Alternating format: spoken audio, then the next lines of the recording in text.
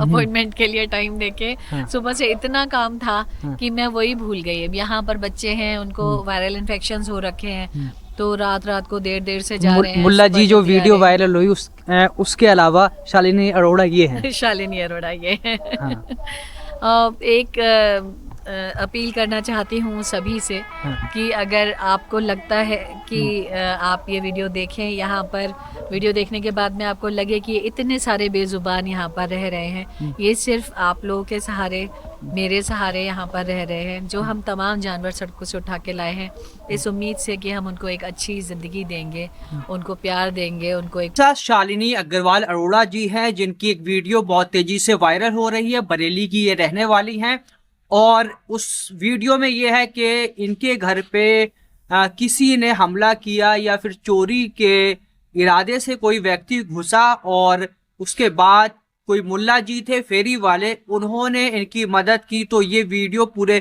देश भर में वायरल है, हर कोई इस पर खबर लिख रहा है, हर कोई इस पर बात कर रहा है।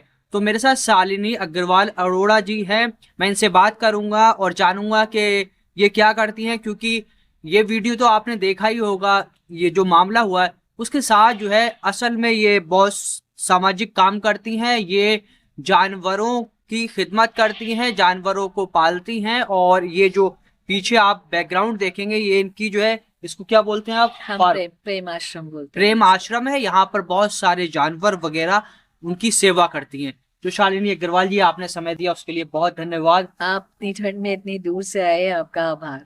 आ, आपकी वो वीडियो वायरल हो रही है, बात हो रही है, मगर मैं उससे हटके बात करूंगा कि शालिनी अग्रवाल अरोड़ा कौन है। शालिनी अग्रवाल अरोड़ा एक बहुत नाचीज सा नाम है और सेवा करती हूँ मैं। सेवा करना मेरा काम है। पिछले करीब 25 सालों से मैं घायल और लावारिस जानवरों की सेवा कर रही हूँ। उन्हीं की सेवा करने के लिए जो सारा सेटअप आप यहाँ देख रहे हैं, प्रेम आश्रम, तुलसी वन गौशाला, ये उन्हीं लावारिस पशुओं की सेवा करने के लिए बनाया है। भारत सरकार ने भारतीय जीव जंतु कल्याण बोर्ड की तरफ से मानद जिला पशु कल्याण अधिकारी की उपाधि मुझे दे रखी है। और अब से पहले मैं CPCA जो एक बॉडी है, एक गवर्नमेंट बॉडी है कि जिसमें हम लेबोरेटरी में जो जानवर परीक्षण होते हैं उनके लिए जो मान्यता किए जाते हैं, उस कमेटी में भी मैं रह चुकी हूँ।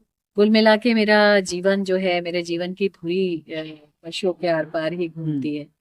और मेरे इस प्रेम आश्रम में, शेल्टर होम में तकरीबन 250 से ज्यादा जानवर हैं। कौन कौन से जानवर हैं? मेरे पास गाय हैं, बैल हैं, बछड़े हैं, कुत्ते, बिल्ली, बंदर, चील, बाज, बहुत सारे जानवर हैं। अभी मैंने देखा था जब आप आई थी यहाँ पे, तो बहुत सारे जो डॉग्स हैं वो आपके पास आके जो है चारों तरफ उन्होंने जमघट बना लिया। इस तरीके का वो ट्रीटमेंट था जैसे कि माँ जो है घर आती है तो बच्चे जो है ना वो गले लग जाते हैं, उनके पास आ जाते हैं, उस तरीके का वो मैं ट्रीटमेंट। इनकी माँ ही हूँ।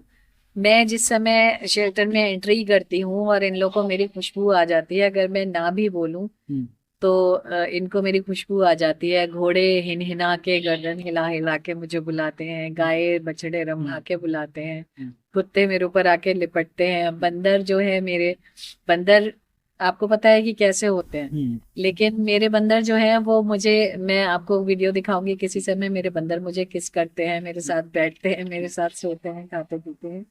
तो जानवर सिर्फ प्रेम की भाषा बोलते हैं और वो मूक होते हैं, इसलिए उनकी बोली कोई समझ नहीं पाता। बोलते वो भी हैं।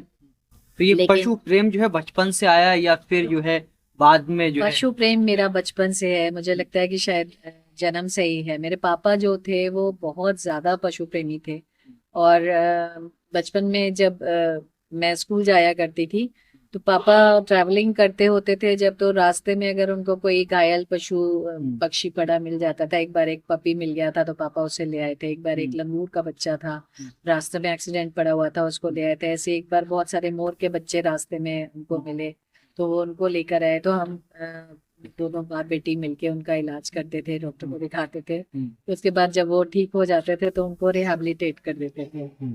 उसके बाद फिर समय बीता, मेरी पढ़ाई हुई, शादी हुई। उसके बाद शादी के बाद बच्चे थोड़े बड़े हुए तो मेरी लाइफ में एक ऐसी घटना घटी। क्या घटना? मैं जहाँ जिस कॉलोनी में रहती थी तो वहाँ पर जो कॉलोनी के कुत्ते थे वो सब मैं खाना बना के खिलाती थी। मेरी हमेशा से आदत रही है कि पहले मैं जानवरों को खाना खिलाती हूँ, उसके बाद में मैं खाना खाती हूँ। ये मेरी बचपन से आदत है। तो कॉलोनी के जितने भी कुत्ते थे उन सबको खाना मैं डालती थी दोनों टाइम, सुबह शाम।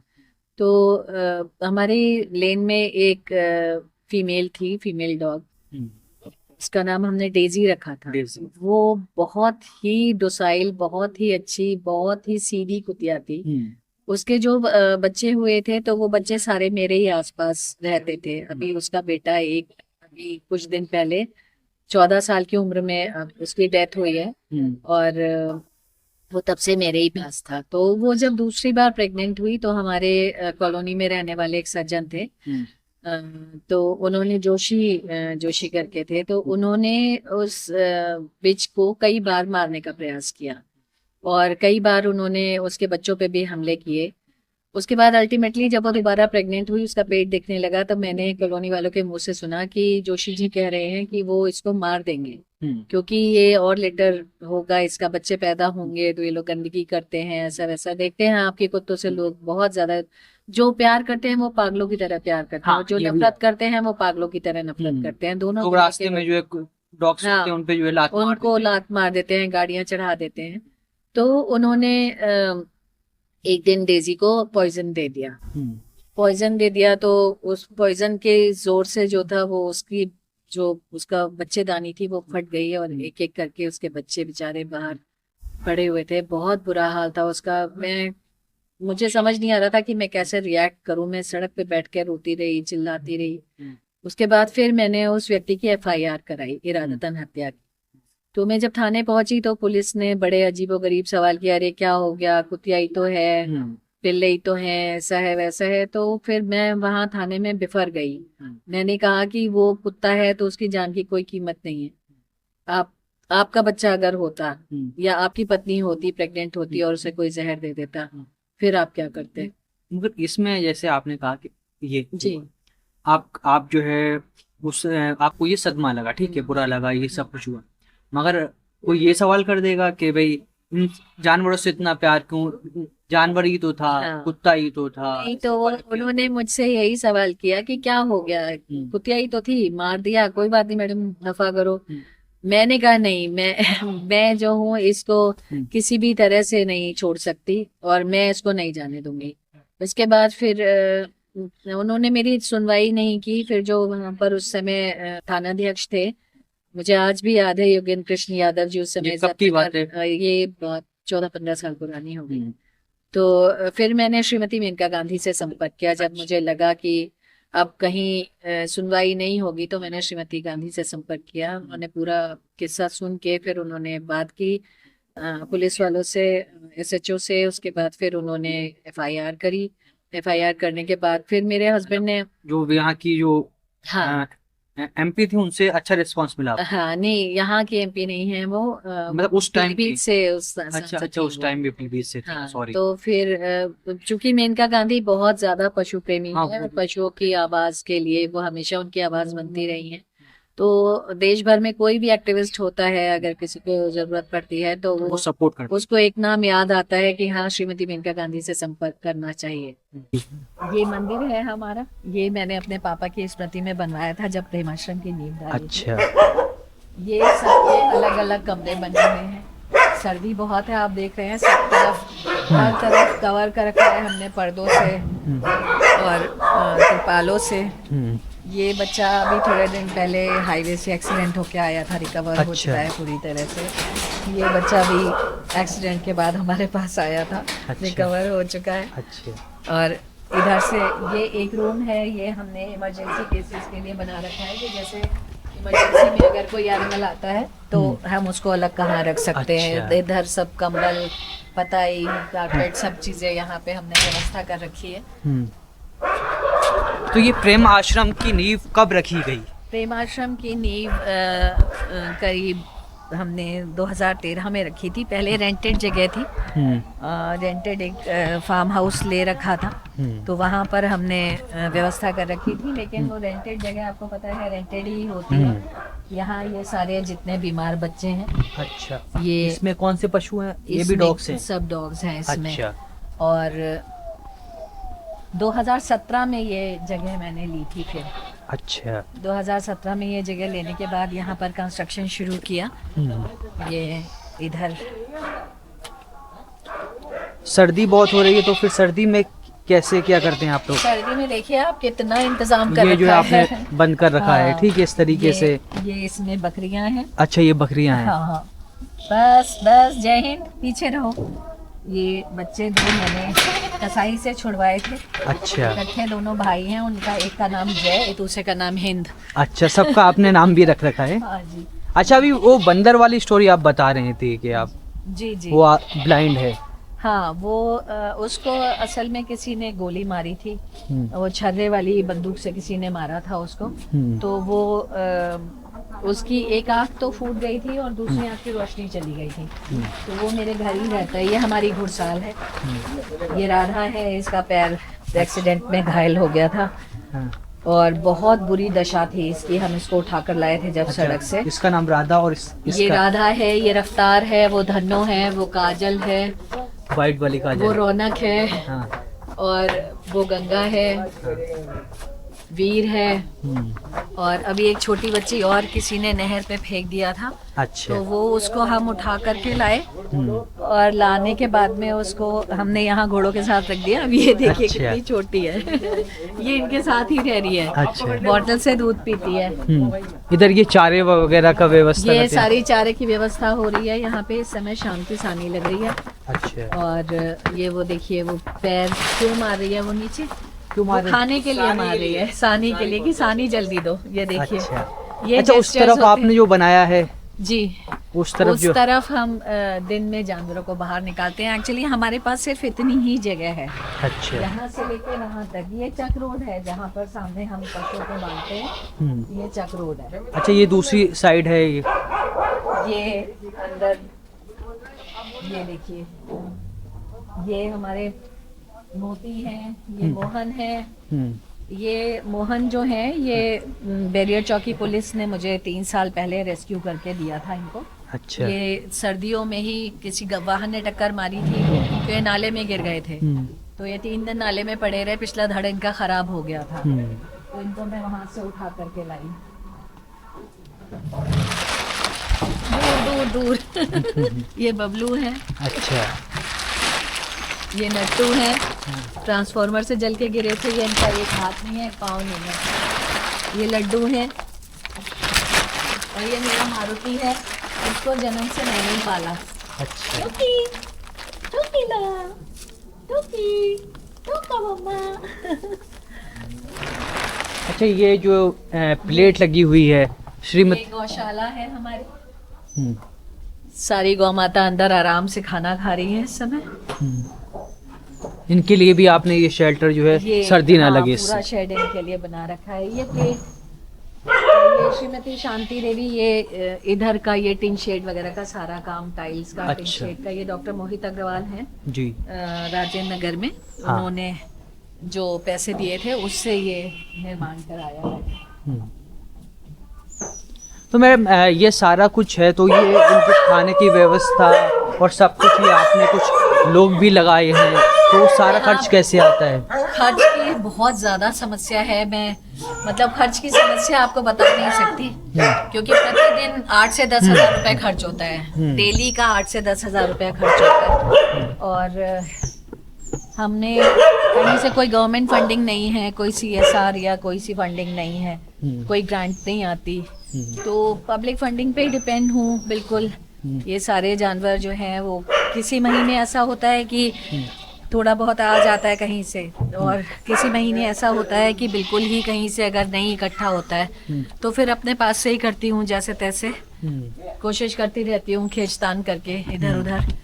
एक ये देखिए, ये अंदर सब ये बाड़ा है, बाड़ा एक, ये बाड़ा नंबर 1 है, वो बाड़ा नंबर 2 है। वहाँ वो सामने उसमें सब बच्चे सब अपने अपने बिस्तरों में बैठे हुए हैं। सर्दी है, कोई बाहर नहीं निकल रहा है। हाँ मेरा तो इसको कितना साल हो गया? ये हमने 2017 में शुरू किया था। 2017 में कंस्ट्रक्शन कराना शुरू किया था, तब से लेके ऐसा मिलता है पब्लिक का रिस्पांस सिर्फ और सिर्फ तारीफ़ें, अपलॉड्स और कॉल करने के लिए, रेस्क्यू देने के लिए। बाकी आप ये समझिए कि लोकल लेवल पे बरेली इतना बड़ा शहर है और अच्छे बिजनेसमैन लोगों का शहर है, लेकिन मदद का जहाँ तक सवाल है, बहुत ज़्यादा निराशाजनक स्थिति है यहाँ की कि मदद करने के लिए लोग आगे नहीं आते हैं। मुझे ये चिंता रहती है, जैसे पिछले 1 साल से मैं बहुत ज़्यादा बीमार चल रही हूँ। मुझे कुछ ऐसी शिकायत बता दी डॉक्टर ने कि जिसके बाद मुझे ये चिंता हो गई थी कि अब मैं कैसे क्या करूँगी, कैसे खर्चा निकालूंगी जानवरों का, कैसे अपना इलाज कराऊंगी। लेकिन वो धीरे धीरे करके अभी ट्रीटमेंट तो मेरा चल ही रहा है। और इन लोगों के लिए मुझे ये दिक्कत लगती है कि अगर मैं नहीं रहूंगी तो फिर कौन देखेगा, मैं अगर बिस्तर पे हूँ तो कौन देखेगा। तो इसलिए मैं कोशिश यही करती हूँ कि चाहे कितनी भी तबीयत खराब हो, चाहे कोई भी दिक्कत हो, मैं लगातार लगी ही रहती हूँ, प्रयासरत रहती हूँ इनके लिए कि मैं कुछ ना कुछ करके इनका खर्चा पूरा कर पाऊँ। और खर्चा ना पूरा हो पाने की स्थिति में मुझे कई बार बड़ी निराशा होती है, क्योंकि मुझे ये लगता था कि मैं एक बहुत अच्छा काम कर रही हूँ, नेक काम है, लोग इसमें मेरे साथ आएंगे। लेकिन साथ आने वाले लोगों ने साथ तो नहीं दिया, हाँ निराशा जरूर दी मुझे। कि किस तरह की निराशा? हर तरह के लोग आते हैं, अपना ये कह के आएंगे कि हम साथ देंगे आपका, हम काम करेंगे आपके साथ, हम आपके लिए सोशल मीडिया देखेंगे या हम आपकी फंडिंग का अरेंजमेंट करेंगे। At the end of the day मुझे ये पता चलता है कि वो सब अपनी अपनी रोटियां सेकने के लिए मेरी चूल्हे की आंच जो है वो ढूंढ रहे हैं। उनको ये लगता है कि ये इतना बड़ा शेल्टर होम चला रही हैं, इतना सब कुछ है, तो शायद इनके पास बहुत कुछ होगा, या इनके सोर्स ऑफ इनकम क्या है वो पता करें, या इनके डोनर्स कौन से हैं वो पता करें कि उनको आगे ये काम करना है। वो मेरे से सीख रहे हैं, देख रहे हैं। लेकिन एक जो जेन्युइन सच्चे हृदय से मदद करने के लिए, समाज सेवा करने के लिए वो कोई नहीं है। तो आप देख रहे हैं इतना बड़ा शेल्टर है, इतने सारे जानवर हैं, ये सब कुछ अकेले ही मैनेज करना पड़ता है। और फिर एक चीज ये भी है कि आप जो है, क्योंकि आप और भी जो है मतलब लाइफ है, उसमें और भी चीज़ें चलती हैं, तो वो सारा कुछ संभालना, फिर इसको भी संभालना, तो कैसे मैनेज कर पाती हैं? बहुत मुश्किल होता है, क्योंकि देखने में तो बहुत आसान लग रहा है। 4 से 5 घंटे ही सो पाती हूँ मैं, क्योंकि मोस्ट ऑफ द टाइम मुझे यही चिंता लगी रहती है कि कल उसकी पेमेंट करनी है, उसकी पेमेंट करनी है, ये मंगाना है, वो मंगाना है। एक खर्चा नहीं है, सैकड़ों खर्चे हैं। यहाँ जो स्टाफ है उसकी सैलरीज हैं, फिर उसके बाद में रोज का 8 से 10 हज़ार रुपए रोज का सभी पशुओं का खाने का खर्चा है। फिर हमारा ट्रांसपोर्टेशन होता है, इलेक्ट्रिसिटी का खर्चा होता है, बहुत सारी चीजें होती हैं। तो कई बार ऐसा होता है कि सोशल मीडिया भी मुझी को देखना होता है, तो पोस्ट करना है, 9 बजे पोस्ट करना है, अरे 12 बज गया, ध्यान ही नहीं रहा। जैसे आज आपको अपॉइंटमेंट के लिए टाइम देके सुबह से इतना काम था कि मैं वही भूल गई। अब यहाँ पर बच्चे हैं, उनको वायरल इन्फेक्शंस हो रखे हैं, तो रात को देर से जा रहे हैं। मुल्ला जी जो वीडियो वायरल हुई उसके अलावा शालिनी अरोड़ा ये है। शालिनी अरोड़ा ये है। एक अपील करना चाहती हूँ सभी से कि अगर आपको लगता है कि आप ये वीडियो देखें, यहाँ पर वीडियो देखने के बाद में आपको लगे कि इतने सारे बेजुबान यहाँ पर रह रहे हैं, ये सिर्फ आप लोगों के सहारे, मेरे सहारे यहाँ पर रह रहे हैं, जो हम तमाम जानवर सड़कों से उठा के लाए हैं इस उम्मीद से कि हम उनको एक अच्छी ज़िंदगी देंगे, उनको प्यार देंगे, उनको एक परिवार देंगे। तो उसके लिए बहुत सारे फंड्स की, बहुत सारे खाने की ज़रूरत होती है।